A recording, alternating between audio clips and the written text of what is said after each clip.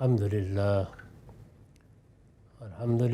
رب العالمین والصلاة والسلام علی محمد الامین۔ اعوذ باللہ من الشیطان الرجیم، بسم اللہ الرحمن الرحیم۔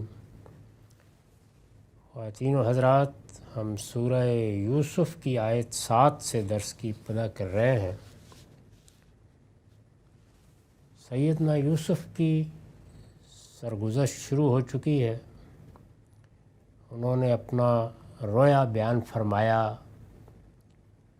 ان کے گرامی قدر والد نے اس پر تبصرہ بھی کیا، اور جو کچھ اس کے نتائج ان کے خیال میں مستقبل میں نکلنے والے تھے ان کی طرف بھی اشارہ کر دیا۔ اس کے بعد اب یہی سرگزشت آگے بڑھتی ہے۔ ارشاد فرمایا ہے، لقد کان فی یوسف و اخوتہ آیات للسائلین۔ حقیقت یہ ہے کہ یوسف اور اس کے بھائیوں کی اس سرگزشت میں پوچھنے والوں کے لیے بہت سی نشانیاں ہیں۔ یہ ظاہر ہے کہ قرآن مجید میں کوئی سرگزشت بھی محض سرگزشت سنانے کے لیے یا تاریخ بیان کرنے کے لیے نہیں آتی۔ قرآن مجید اپنے پیش نظر حقائق پر استدلال کے لیے تاریخ کے واقعات بیان کرتا ہے۔ میں اس سے پہلے بھی عرض کر چکا ہوں، اور اگر آپ میری تفسیر البیان میں دیکھیں تو صورتوں کے تعارف میں خاص طور پر یہ چیز نمایاں کی جاتی ہے کہ سورہ میں بنائے استدلال کیا ہے۔ یہ بنائے استدلال کبھی نفسی حقائق ہوتے ہیں، یعنی انسان کو اس کی خلقت پر توجہ دلائی جاتی ہے، اس کے باطن میں جو چیزیں ودیت کی گئی ہیں ان کی طرف اسے متوجہ کیا جاتا ہے، اس کے اخلاقی وجود کو دلیل کے طور پر پیش کیا جاتا ہے، اس کے اندر جو جمالیات کی حس رکھی گئی ہے اس کی طرف اسے توجہ دلائی جاتی ہے۔ اسی طرح آفاقی حقائق ہیں، یعنی سورج، چاند، ستارے یا آسمان، زمین، ان میں اللہ تعالیٰ کی جن قدرتوں اور حکمتوں کا ظہور ہوا ہے اس کو استدلال میں پیش کیا جاتا ہے۔ اسی طرح قرآن مجید کے استدلال میں ایک بڑی اہم چیز تاریخی حقائق کی ہیں، یعنی اللہ تعالیٰ کے پیغمبر آئے، پے در پے آئے، مختلف قوموں میں آئے، اس کے نتیجے میں ایک پیغمبروں کی تاریخ بنی۔ یہ قرآن کا خاص موضوع ہے۔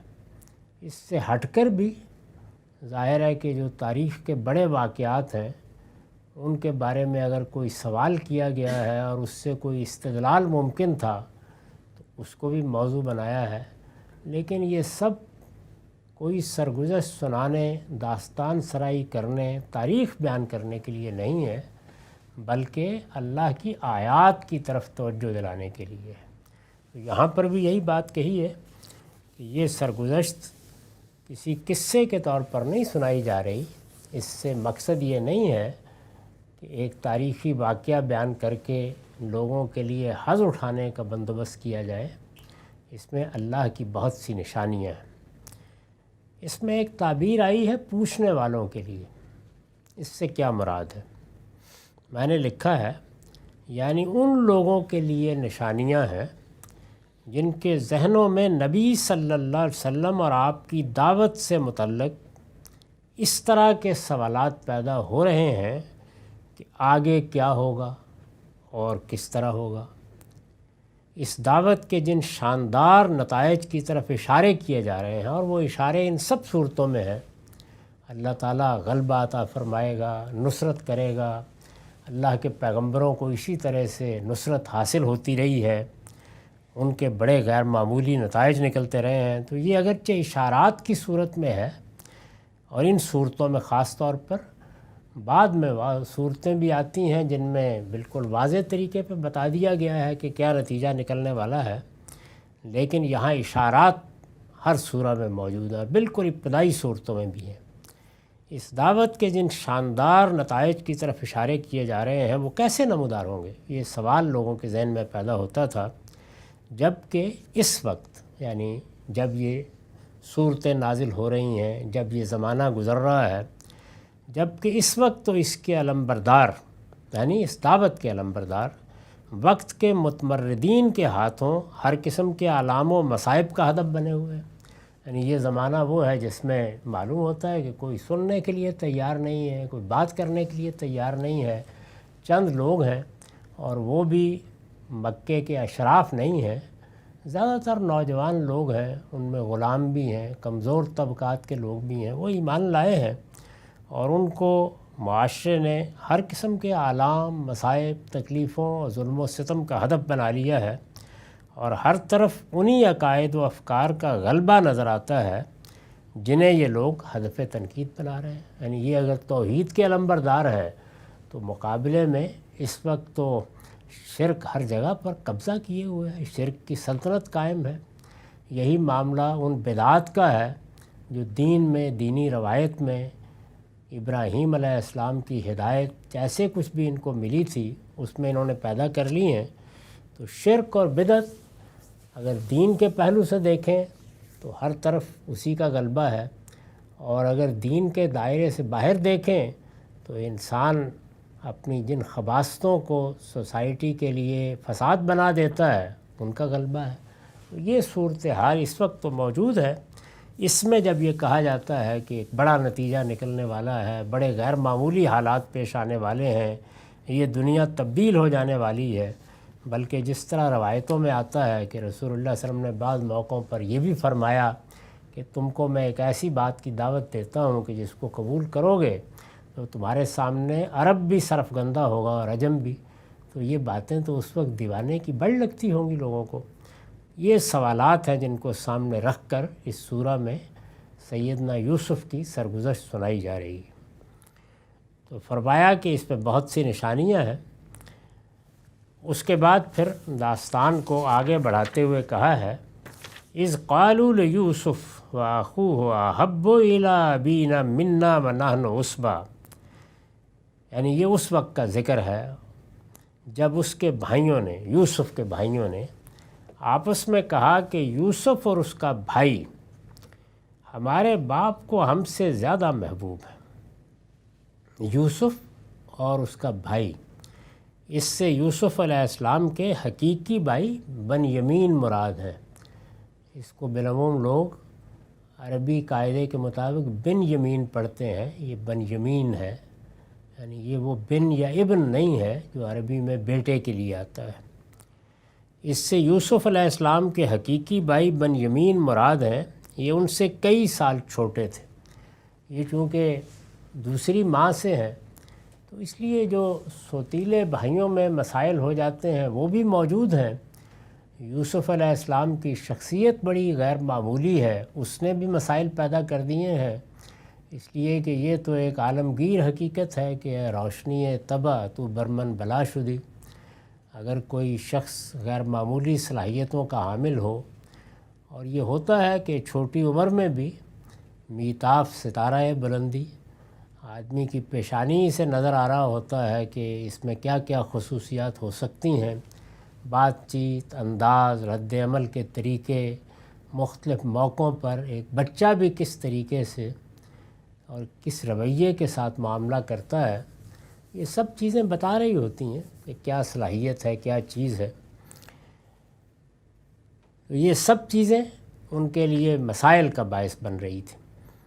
اسی کو یہاں بیان کیا ہے کہ انہوں نے آپس میں کہا، ظاہر ہے اس سے پہلے بھی بات ہوتی رہی ہوگی، ایک خاص موقع پر یہ بات چیت جس طرح سے ہوئی اس کو قرآن نے نقل کیا ہے، اور یہ کہا ہے کہ ہمارے باپ کو ہم سے بھی زیادہ محبوب ہے، حالانکہ ہم ایک پورا جتھا ہیں، یعنی ہم بھائی تعداد میں بھی زیادہ ہیں، صحت تندرستی میں بھی کم نہیں ہیں، اور قبائلی زندگی میں، بدبیانہ زندگی میں تو یہ بڑی طاقت ہوتی ہے۔ یعنی اصل طاقت ہے کیا؟ یا آپ کے بھائی ہوں گے یا آپ کی اولاد ہوگی، بیٹے ہوں گے آپ کے۔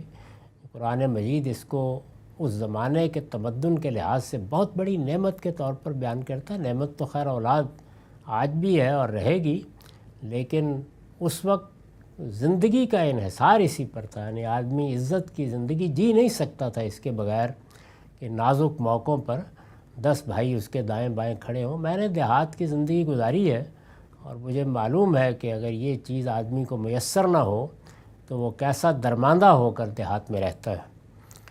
تو انہوں نے یہ کہا کہ ہم تو ایک پورا جتھا ہیں۔ اس پر حاشیہ ہے، بدویانہ زندگی میں آدمی کی قوت کا انحصار جوان بیٹوں ہی پر ہوتا تھا، جوان بیٹے نہیں تو پھر جوان بھائی۔ بدویانہ زندگی میں آدمی کی قوت کا انحصار جوان بیٹوں ہی پر ہوتا تھا، وہی دشمنوں کے مقابلے میں اس کے کام آتے تھے۔ یوسف علیہ السلام کے بھائیوں نے اسی کے پیش نظر کہا ہے کہ والد یعنی یعقوب علیہ السلام کہ والد معاذ اللہ ایسے ناعاقبت اندیش ہو گئے ہیں کہ بیٹوں کا جو جتھا مشکل وقت میں ان کے کام آ سکتا تھا اسے تو نظر انداز کر رہے ہیں، اور اپنی محبت ان چھوٹے بچوں پر نچھاور کرتے ہیں جو ان کے کسی کام نہیں آ سکتے بلکہ خود ہی حفاظت کے محتاج ہیں۔ تو یہ جو جملہ ہے کہ نحن عصبہ، ہم ایک پورا جتھا ہے، اس میں یہ ساری بات چھپی ہوئی ہے۔ تو انہوں نے کہا کہ انا ابانا لفی دلال مبین، یقیناً ہمارا باپ ایک کھلی ہوئی غلطی میں مبتلا ہے۔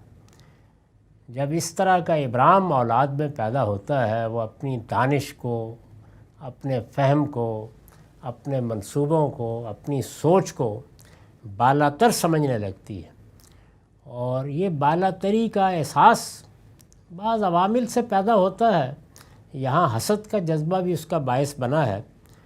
اس میں پھر ایسی باتیں آدمی کی زبان سے نکلتی ہیں کہ والد صاحب بڑے آدمی ہیں، پیغمبر ہیں، کیا ہوا، لیکن بہرحال اس میں تو سری غلطی کھا گئے ہیں، بڑی غلطی کھائی ہے انہوں نے۔ یقیناً ہمارا باپ ایک کھلی ہوئی غلطی میں مبتلا ہے، یعنی ایسی غلطی ہے کہ اس پر کسی استدلال کی بھی ضرورت نہیں ہے۔ ادھر ہم ہیں ایک پورا کا پورا جتھا، اور یہ دیکھیے کہ دوسری بیوی سے جو 2 چھوٹے بچے ہیں ان سے دل لگا کے بیٹھ گئے۔ تو انہوں نے کہا کہ اب اس صورتحال کا علاج کیا ہے؟ اس کا علاج یہی ہے، اقتلو یوسف کو قتل کر دو، اوترؤہ ارضا یخلو لکم وجہ ابیکم وتکونوا من بعدہ قوما صالحین۔ اس کا علاج یہی ہے کہ یوسف کو قتل کر دو یا اس کو کہیں پھینک دو، تمہارے باپ کی توجہ اس سے صرف تمہاری طرف ہو جائے گی، اور اس کے بعد تم لوگ بالکل ٹھیک ہو جاؤ گے، یعنی سب معاملات درست ہو جائیں گے۔ اس میں بعض چیزوں کی وضاحت پیش نظر ہے، ان کو اچھی طرح سمجھ لیجئے، اس لیے کہ بعض اسالیب یہاں عام طریقے سے ذرا مختلف آئے ہیں۔ اس پر میں نے جو حاشیہ لکھا ہے وہ یہ ہے کہ اصل الفاظ ہیں تکونوا من بعدہ قوما صالحین، یعنی یہ جس آیت کا یا آیت کے جس حصے کا ترجمہ میں نے یہ کیا ہے کہ اس کے بعد تم لوگ بالکل ٹھیک ہو جاؤ گے، اس کی اصل الفاظ کیا ہیں؟ اصل الفاظ ہیں تکونوا من بعدہ قوما صالحین۔ یہ فقرہ سابق جواب امر پر معطوف ہے، اس لیے اس کا حکم اس سے مختلف نہیں ہو سکتا۔ یعنی ظاہر ہے کہ پیچھے ایک بات کہی ہے اور وہ امر کے سیغے میں ہے، اقتلو یوسف وترہو، یہ ظاہر امر کے سیغے ہیں۔ اس کا جواب ہے یخلو لکم وجہ ابیکم، یعنی امر اور اس کے جواب میں باہمی تعلق ہونا چاہیے۔ یہ بات ہوگی تو اس کا نتیجہ یہ نکلے گا، یہ بات ہوگی تو اس کا حاصل یہ ہوگا، ایسے ہی ہونا چاہیے۔ تو وَتَكُونُوا مِن بَعْدِهِ قَوْمًا صَالِحِينَ یہ مستانفہ جملہ نہیں ہے، اسی پر عطف ہوا ہے، اور جب اسی پر عطف ہوا ہے تو پھر اس کا حکم اس سے مختلف نہیں ہو سکتا۔ چنانچہ لفظ صالح یہاں نیک کے معنی میں نہیں آیا۔ عام طور پر تو صالح صالحین کا لفظ یہ نیکوکاروں کے معنی میں استعمال ہوتا ہے، لیکن یہاں سیاق بتا رہا ہے کہ لفظ اس معنی میں استعمال نہیں ہوا، اور وہ سیاق کیا ہے؟ وہی، یعنی یہ ایک امر کے جواب پر عطف ہوا ہے، لہذا حکم میں اس کے ساتھ مشترک ہوگا۔ اس کا نتیجہ یہ ہے اور یہی ہونا چاہیے کہ جو بات امر میں کہی گئی ہے وہ اس کے لازم کے طور پر سامنے آئے۔ چنانچہ لفظ صالح یہاں نیک کے معنی میں نہیں بلکہ ٹھیک اپنے لغوی مفہوم میں آیا ہے، یعنی اس کے بعد ہم ایسے لوگ ہوں گے جن کا حال بالکل ٹھیک ہوگا، تمام پریشانیاں دور ہو جائیں گی اور یہ کانٹا جو اس وقت چبھ رہا ہے نکل جائے گا۔ یہ مطلب ہے اس کا، یعنی سب چیزیں بالکل درست ہو جائیں گی۔ حدیثوں میں بھی یہ لفظ اس مفہوم میں استعمال ہوا ہے اور عربی زبان میں بہت عام ہے یہ، یعنی صالح کا لفظ معاملات کے ٹھیک ہو جانے کے لیے، پھر ہماری ہر چیز درست ہو جائے گی، اس مفہوم میں استعمال ہوتا ہے۔ ہم نے ترجمے میں یہی مدعا ادا کرنے کی کوشش کی ہے۔ ان کا مطلب یہ ہے کہ اب اس کانٹے کو نکالنے کے لیے، یہ پھانس ہے ہمارے لیے، اس کو نکالنے کے لیے کوئی نہ کوئی اقدام کرنا پڑے گا، اور اگر ہم یہ اقدام اس وقت کر ڈالیں گے تو اس کے نتیجے میں سب چیزیں ٹھیک ہو جائیں گی، یعنی والد کی توجہ حاصل ہو جائے گی، ہمیں وہی حیثیت حاصل ہو جائے گی جو ہونی چاہیے۔ یہ اصل میں سارے فساد کی جڑ یہ دونوں بھائی ہیں، اور خاص طور پر یوسف۔ اس کے بعد تم لوگ بالکل ٹھیک ہو جاؤ۔ یہی استدلال ہوتا ہے عام طور پر جب اس طرح کا کوئی جذبہ انسان پر غلبہ پا لیتا ہے، تو وہ بجائے اس کے کہ اپنی صلاحیتوں کی طرف دیکھے اور اپنی جگہ پر جو کچھ اس کو حاصل ہونا ہے اسی کو ہدف بنائے۔ یہ نہیں ہو سکتا کہ یوسف علیہ السلام جیسا باپ ان بھائیوں کو نظر انداز کر رہا تھا۔ ظاہر ہے کہ وہ ان سے محبت کرتے ہوں گے، ان کی قدر کرتے ہوں گے، ان کی طرف اچھی نگاہ سے دیکھتے ہوں گے، لیکن اگر بار بار اس طرح کے جذبے کا اظہار ہو، اس طرح کی حاسدانہ ذہنیت سامنے آئے، تو باپ پر یہ چیز گراں گزرتی ہوگی، اور یہ اس کا بڑا فطری تقاضا ہے۔ تو بجائے اس کے کہ وہ ایک راست طریقے سے سوچتے اور یہ خیال کرتے کہ ہمیں جو کچھ اللہ تعالیٰ نے عطا فرمایا ہے ہماری توجہات کا مرکز اسی کو بننا چاہیے۔ وہ جو بات قرآن مجید نے کہی ہے نا کہ تمہیں اللہ تعالیٰ نے جو کچھ فضیلت دی ہوتی ہے، اور یہ ہر انسان کو دی ہوتی ہے، ہر پہلو سے دی ہوتی ہے، تمہیں اس پر توجہ کو مرتکز رکھنا چاہیے، اور ان چیزوں کی تمنا نہیں کرنی چاہیے جو اللہ تعالیٰ نے تمہیں نہیں دوسروں کو دی ہیں۔ اس سے باہمی طور پر قوت وجود میں آتی ہے۔ اداروں میں، تنظیموں میں، جماعتوں میں، قوموں میں، ہر جگہ یہی اصول درست ہے۔ چنانچہ سیاسی زندگی کو بھی اگر کوئی چیز صحیح خطوط پر رکھتی ہے تو وہ نفرت کی فضا نہیں ہے، بلکہ وہ جتنی قوتیں سوسائٹی میں موجود ہوتی ہیں ان سب کے درمیان ائتلاف کی فضا ہے، وہ پیدا ہوتی ہے۔ تو پھر آپ تنقید کرتے ہیں تو اس کو بھی صحیح جگہ سے سنا اور دیکھا جاتا ہے، اور وہ برابر ہوتی ہے۔ تو ان لوگوں نے جب غلط جگہ سے معاملے کو دیکھا اور بجائے اپنے اوپر غور کرنے اور مثبت طریقے سے زندگی کو دیکھنے کے یہ خیال کر لیا کہ سارے فساد کی جڑ اصل میں یوسف اور اس کا بھائی ہے، تو پھر نوبت وہاں پہنچ گئی کہ جس کو آدمی سنتا ہے تو خیال کرتا ہے کہ اچھا کوئی شخص جس کے سینے میں دل ہے وہ یہاں تک بھی کر سکتا ہے۔ صاف کہہ دیا انہوں نے کہ اس کے علاوہ کوئی چارہ نہیں، کہ یہیں پھینکنا پڑے گا اس کو یا قتل کر دینا پڑے گا۔ مطلب یہ ہے کہ جب تک یہ ہے اس وقت تک ہماری حیثیت مانی نہیں جا سکتی۔ یہ انتہائی منفی رجحان ہوتا ہے، اور میں نے اس کو سخت مذہبی حلقوں میں بھی دیکھا ہے، اور ان لوگوں میں بھی دیکھا ہے، بہت بڑے لوگ دیکھے ہیں، اور اسی وجہ سے ان کو بڑا سمجھا ہے کہ ان کے ہاں اس کا کوئی شائبہ نہیں تھا۔ لیکن پھر وہ لوگ بھی دیکھے ہیں کہ جو بظاہر بڑے باصلاحیت تھے، لیکن اس رجحان کی وجہ سے اپنے آپ کو بھی برباد کر بیٹھے، اور بہت سے اچھے لوگوں کی رفاقت، جمعیت، تعاون اور نصرت سے بھی محروم ہوئے۔ تو اگر خاندان میں یہ رویہ ہو تو اس کے نتائج بھی بہت برے نکلتے ہیں، تنظیموں اور اداروں میں ہو تو اس کے نتائج بھی، اور قوموں میں ہو تو اس کے نتائج بھی بہت برے نکلتے ہیں۔ تو یہاں پر بھی یہی ہے، اور اس سے یہ بھی اندازہ ہوتا ہے کہ جب کسی کو اپنی راہ میں رکاوٹ اس طرح کے لوگ سمجھتے ہیں، یعنی اس احساس قہتری میں مبتلا یا اس طرح کے غیر قانونی یا غیر اخلاقی طریقوں سے اپنے مقاصد حاصل کرنے کے رسیہ لوگ جب یہ سمجھ لیتے ہیں، تو پھر ان کے لیے یہ کسی کو مار دینا، کسی کو قتل کر دینا، یہ بہت بڑی بات ہے، آخری درجے کا جرم ہے۔ ہم جانتے ہیں کہ جو اللہ تعالیٰ کے ہاں 3 بڑے جرائم ہیں، ان میں سے شرک کے بعد قتل اور زنا ہی ہے، تو پھر وہ اتنے بڑے جرم کے ارتکاب پر بھی آمادہ ہو جاتے ہیں۔ ان کا خیال ہوتا ہے کہ یہ دیکھی جائے گی، جب اس کے مواخذے کی نوبت آئے گی، فی الحال تو اپنا معاملہ ٹھیک کرنا چاہیے۔ یہ چیز جس طرح خاندانوں میں نظر آتی ہے، بڑی بڑی جاگیروں میں اس کے مشاہدے ہوتے ہیں، بادشاہوں کے محلات میں اسی کی بنیاد پر سازشیں ہوتی ہیں، اسی طرح جمہوری ریاستوں میں بھی اس طرح کے بہت سے معاملات ہوتے رہتے ہیں، اور ہمارے جیسے ملکوں میں جہاں مقتدرہ حکومت کرتی ہے وہاں بھی اس طرح کے واقعات پیش آتے رہتے ہیں۔ تو انہوں نے کہا کہ یوسف کو قتل کر دو یا اس کو کہیں پھینک دو، تمہارے باپ کی توجہ اس سے صرف تمہاری طرف ہو جائے گی اور اس کے بعد تم بالکل ٹھیک ہو جاؤ گے۔ یعنی پھر کیا ہے، پھر گویا راوی چین لکھے گا، ہر چیز درست ہو جائے گی، اپنی جگہ آ جائے گی۔ یہ آخری درجے کی بیوقوفی اور حماقت ہوتی ہے، اس سے کوئی چیز حاصل نہیں ہوتی، بلکہ آدمی ایک کے بعد دوسرا قدم اٹھا کے اپنے ہی جال میں پھنستا چلا جاتا ہے، کوئی چیز حاصل نہیں ہوتی اس سے۔ قال قائل منہم لا تقتلوا یوسف والقوہ فی غیابۃ الجب یلتقطہ بعض السیارہ ان کنتم فاعلین۔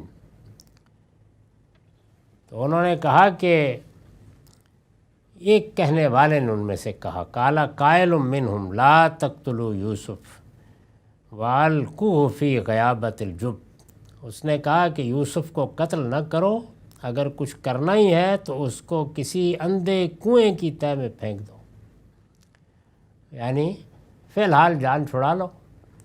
یہی ہے نا کہ جس میں بعض موقعوں کے اوپر یہ خیال کیا جاتا ہے کہ بس جیل ویل میں ڈال دیا جائے، کافی ہو جائے گا۔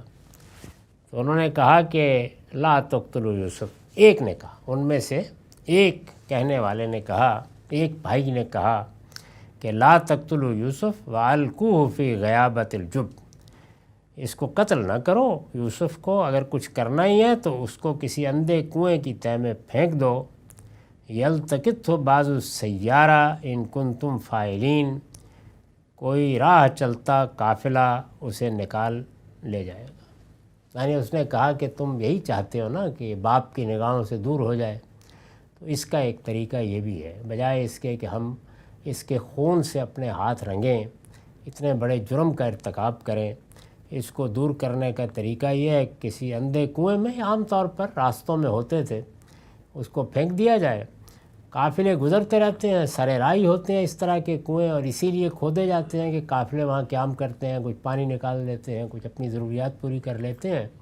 تو ایسا کوئی قافلہ گزرے گا اور اس طرح یہ ایک بردہ ان کے ہاتھ آ جائے گا۔ وہ زمانہ تھا جس میں بردہ فروشی ہوتی تھی، عام طور پر لڑکے وڑکے اسی طرح سے پکڑ لیے جاتے تھے، انہیں بیچ بھی دیا جاتا تھا۔ تو یہ ان کے ہاتھ آ جائے گا، زندہ بھی رہے گا، ہم اس کا خون بھی نہیں کریں گے اور تمہاری نجات بھی ہو جائے گی۔ تو یہ اس نے ایک درمیان کی تجویز پیش کی، ایک بھائی نے۔ تو خیر یہ معلوم ہوتا ہے کہ اس پر اتفاق ہو گیا، یعنی باقی لوگوں کو بھی یہ تنبیہ ہوئی کہ قتل نہ کیا جائے تو یہ اچھا ہے، یہی بہتر ہے کہ اس کو اس طرح پھینک دیا جائے، اور اگر اس طرح ہوگا تو ہمارا کام بھی ہو جائے گا اور ہم اتنے بڑے جرم کا ارتکاب بھی نہیں کریں گے۔ یہ قرآن مجید نے ساری بات درمیان سے حذف کر دیا، اس لیے کہ اگلے جملے سے خود واضح ہے کہ ایسا ہی ہوا۔ ظاہر ہے کہ اس کے بعد وہ گئے اور انہوں نے کیا کیا، قالوا یا ابانا ما لک لا تامنا علی یوسف وانا لہ لناصحون، انہوں نے باپ سے کہا، ابا جان کیا بات ہے کہ یوسف کے معاملے میں آپ ہم پر بھروسہ نہیں کرتے؟ پہلے بھی خیال کرتے رہے ہوں گے کبھی باہر جانا ہے، چلیے جانوروں کو دیکھ آتے ہیں، کچھ اس طرح کرتے ہیں۔ تو یہ معلوم ہوتا ہے کہ یوسف علیہ السلام کے والد گرامی کے دل میں کھٹک تھی، وہ سمجھتے تھے کہ یہ کوئی نقصان پہنچائیں گے اس کو، تو اس لیے وہ نہیں بھیجتے تھے ساتھ۔ کیا بات ہے کہ یوسف کے معاملے میں آپ ہم پر بھروسہ نہیں کرتے، درا حال ہے کہ ہم اس کے سچے خیر خواہ ہیں۔ تو جو لوگ اس طرح کی اسکیمیں سوچ سکتے ہوں وہ اپنے ظاہر میں ایسے ہی دعوے کرتے ہیں، ہم اس کے سچے خیر خواہ ہیں۔ یہ بات تمہید میں کہہ کے انہوں نے درخواست کی والد سے کہ ارسلہ معنا غدا یرتع ویلعب وانا لہ لحافظون، اسے کل ہمارے ساتھ جانے دیجئے، ذرا کچھ چر چگ لے اور کھیلے کودے۔ یعنی انہوں نے ایک تجویز پیش کر دی کہ ہمارے ساتھ اگر یہ جائے گا تو ہم بھی کچھ تفریح کے لیے جا رہے ہیں باہر، یہ بھی اپنا وقت گزار لے گا۔ یہ جو بھائی کا مشورہ ہے اس پر میں نے حاشیہ لکھا ہے، یہ مشورہ بتا رہا ہے کہ 10 بھائیوں میں سے کسی ایک کے دل میں یوسف علیہ السلام کے لیے نرم گوشہ تھا۔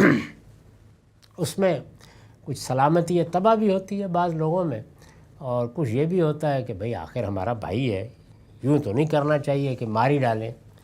وہ یہ تو ضرور چاہتا تھا کہ پہلو کا یہ کانٹا نکل جائے، یعنی اس میں اس کے جذبات بھی انہی کے ساتھ تھے، مگر اس حد تک جانے کے لیے تیار نہیں تھا کہ اس کے لیے ان کی جان دے دے، اس کے لیے وہ تیار نہیں تھا۔ تو اس نے یہ مشورہ دیا، اسی کے مشورے پر یہ لوگ والد کے پاس گئے، ان سے جا کر یہ درخواست کی کہ اسے کل ہمارے ساتھ جانے دیجئے، ذرا کچھ چر چگ لے اور کھیلے کودے۔ اس پر میں نے لکھا ہے کہ بدبیانہ زندگی میں دل بہلانے کا یہ طریقہ نہایت مقبول رہا ہے کہ بستی سے باہر جا کر دشت و صحرا یا کسی نخلستان میں کچھ وقت اس طرح گزارا جائے کہ سب مل کر کھائیں پکائیں اور کھیلیں کودیں۔ یہ وہی چیز ہے جسے ہمارے ہاں پکنک سے تعبیر کیا جاتا ہے۔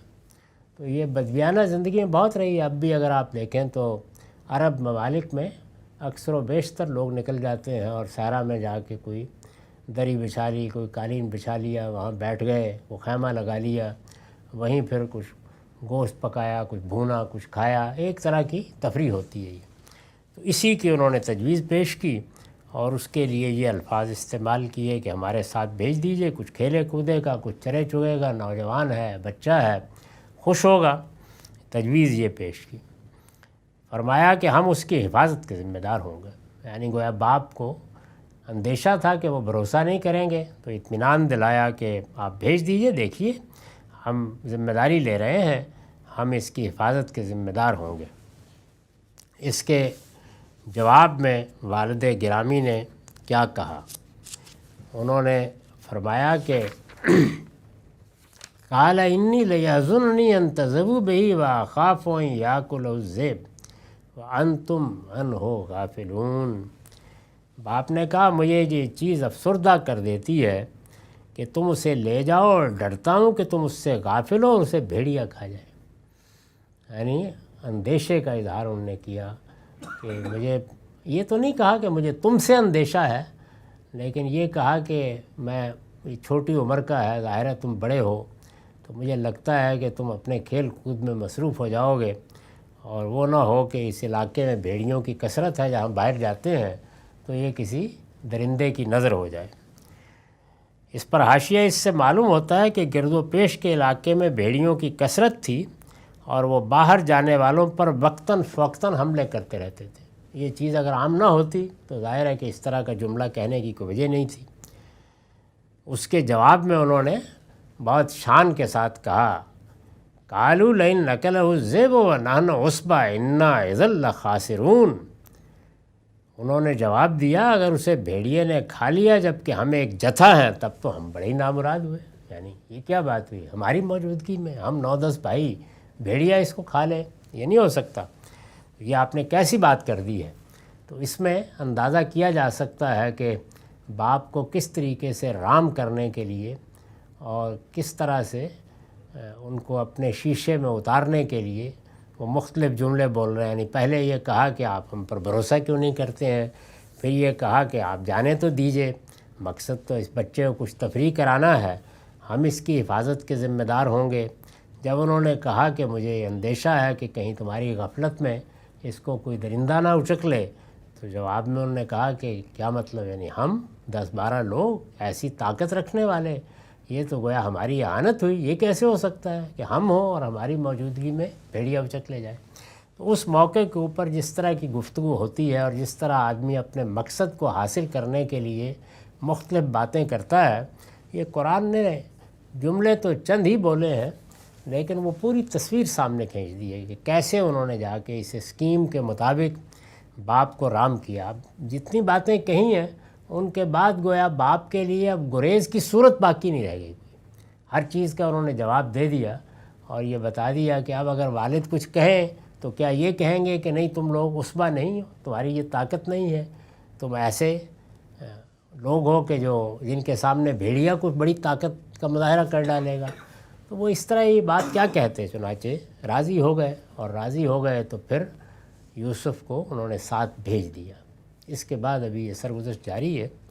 ہمارا وقت ختم ہو گیا. اقول قولی ھذا واستغفر اللہ لی ولکم ولسائر